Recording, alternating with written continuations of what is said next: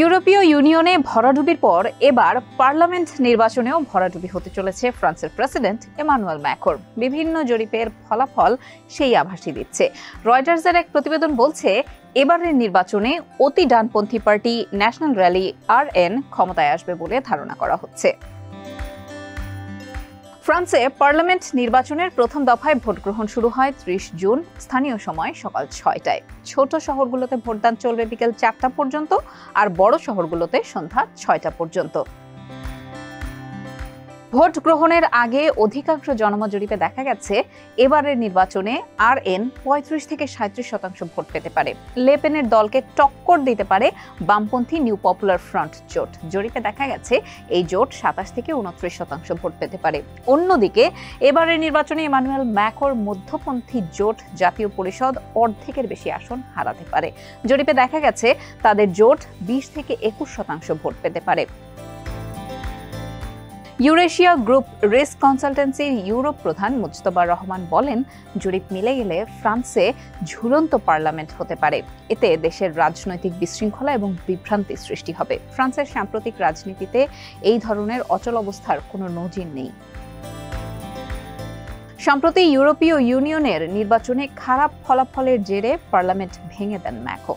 একই সঙ্গে দেশটিতে আগাম নির্বাচনের ঘোষণাও দেন তিনি। তার এই ঘোষণায় দেশটির অনেকেই হতবাক হন। এছাড়া ইউরোপের দ্বিতীয় বৃহত্তম অর্থনৈতিক দেশটিতে রাজনৈতিক অনিশ্চয়তা দেখা দেয়।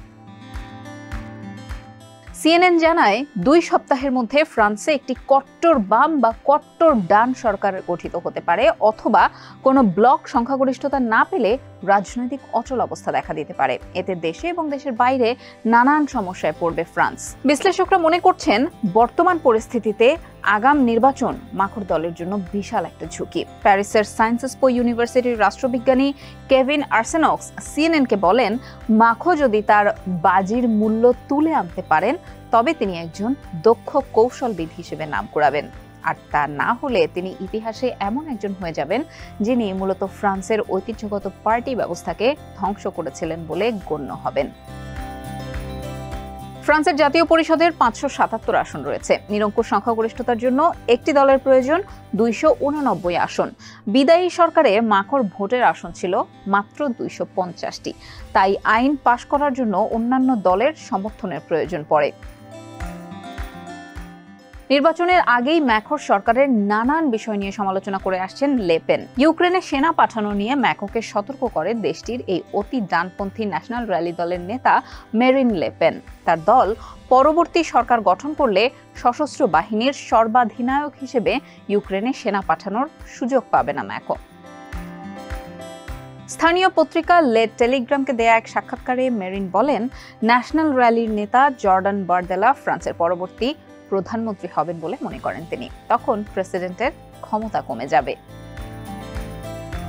বিষয়টি ব্যাখ্যাও করেন তিনি। বলেছেন, ম্যাক্রোর সঙ্গে বিবাদে জড়ানোর কোনো ইচ্ছা নেই জর্ডানের, তবে তিনি একটি চূড়ান্ত সীমা ঠিক করে দেবেন। প্রেসিডেন্ট সেনা পাঠাতে সক্ষম হবেন না। প্রেসিডেন্ট নির্বাচনে ম্যাক্রোর কাছে পরাজিত হওয়া মেরিন আরও বলেন, পার্লামেন্ট নির্বাচনে ন্যাশনাল র্যালি যদি একক সংখ্যাগরিষ্ঠতা পায় তাহলে দলের 28 বছর বয়সী জর্ডানকে প্রধানমন্ত্রী হিসেবে নিয়োগ দেয়া ছাড়া ম্যাক্রোর সামনে তেমন কোনো পথ খোলাই থাকবে না। সামাজিক যোগাযোগ মাধ্যমে দেয়া এক পোস্টে লেপেন বলেছেন যে, যদি ক্ষমতায় আসি তাহলে ফ্রান্সের জনগণকে দেখাতে পারবো আমরা আমাদের প্রতিশ্রুতি রেখেছি। এর মানে হলো ক্ষমতা ভাগাভাগি, প্রেসিডেন্ট ও সরকারের আলাদা দল। ফ্রান্সে 2002 সালের পর আর এমনটি দেখা যায়নি। এদিকে ফ্রান্সের নির্বাচন ঘিরে ম্যাক্রো ব্যাপক প্রচারণা চালিয়েছিলেন।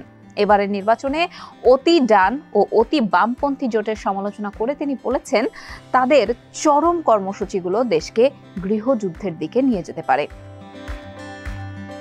তবে ম্যাক্রো জোর দিয়ে বলেছেন যে দলই ক্ষমতায় আসুক না কেন 2027 সাল অবধি তার মেয়াদ থাকা পর্যন্ত প্রেসিডেন্ট পদে তিনিই থাকবেন।